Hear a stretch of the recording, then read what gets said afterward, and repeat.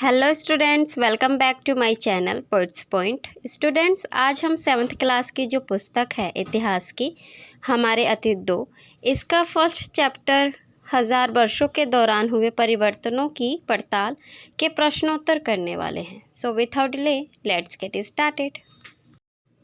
So first question है, अतीत में विदेशी किसे माना जाता था? यानी कि मध्यकाल के समय विदेशी किन्हें कहा जाता था? क्योंकि आज के समय में देखा जाए तो विदेशी शब्द का अर्थ काफ़ी बदल चुका है पहले से।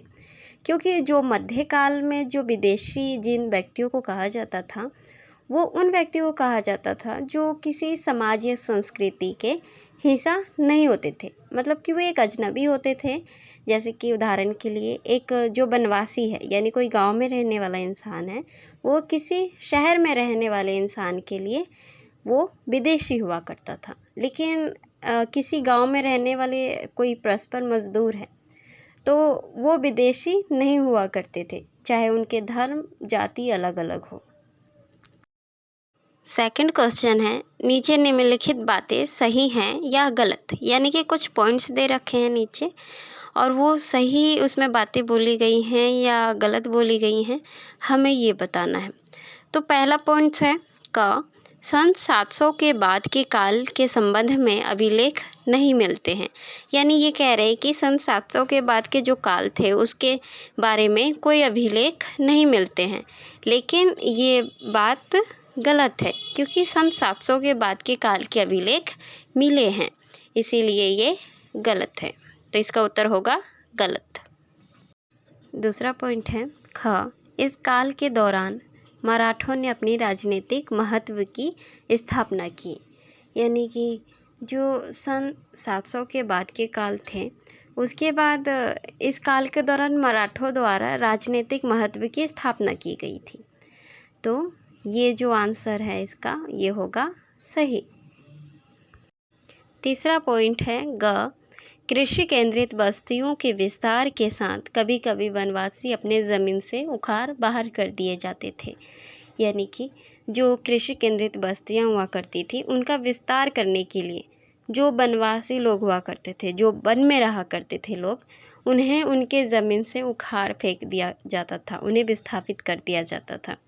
क्यों? क्योंकि वो कृषि केंद्रित बस्तियों का विस्तार करना चाहते थे, विस्तार कर रहे थे। आज भी ऐसा होता है कि कोई किसी तरह का डेवलपमेंट करना होता है या कुछ करना होता है तो जो वन में लोग रह रहे होते हैं, वनवासी लोग होते हैं, उन्हें उनके ज़मीन से उखाड़ फेंक दिया जाता है, उन्हें विस्थापित कर दिया जाता है। तो वही बात है, तो इसका आंसर है सही। चौथा पॉइंट है घ, सुल्तान गयासुद्दीन बलबन असम, मणिपुर और कश्मीर का शासक था। तो इसका जो आंसर है स्टूडेंट्स वो है गलत, क्योंकि जो बलबन थे वो असम, मणिपुर और कश्मीर के शासक नहीं थे। तीसरा प्रश्न है, रिक्त स्थानों को भरें। फिलिंग द ब्लैंक्स करने हैं। यहाँ पे पहला है क, अभिलेखगारों में डेस्क रखे जाते थे। अभिलेखगारों में क्या रखे जाते थे?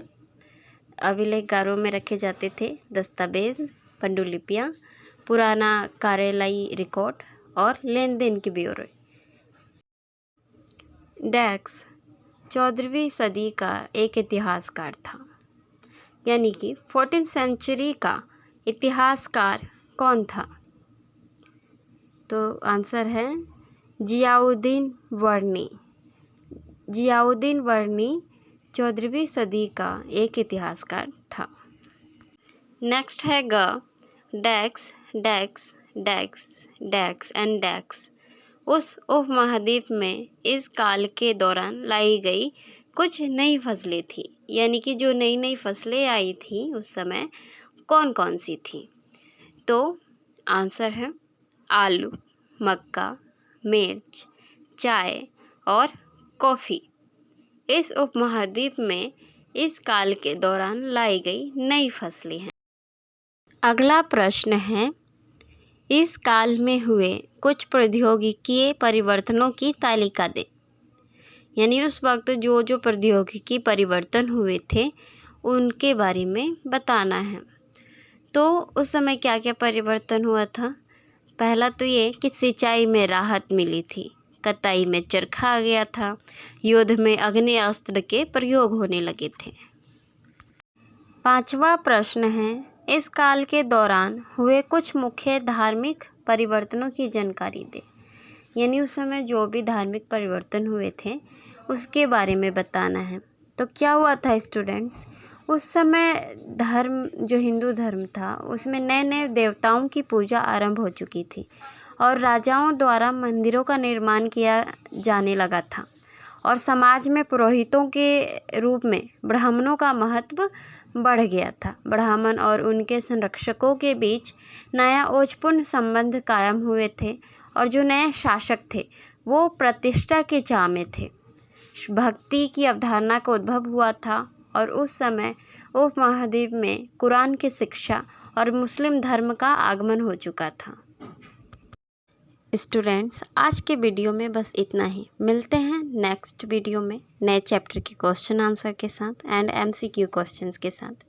जब तक के लिए bye bye, take care and keep studying.